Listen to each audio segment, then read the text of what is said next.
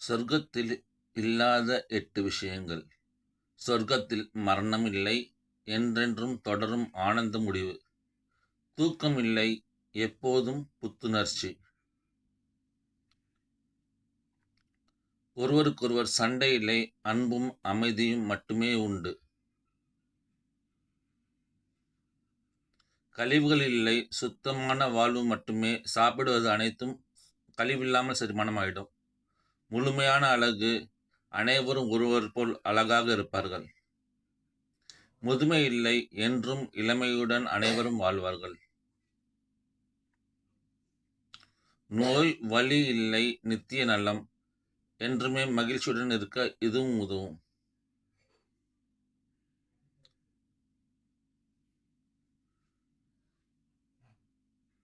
ஒருவருக்கொருவர் மத்தியில் பொறாமை இல்லை, பொச்சரிப்பு இல்லை.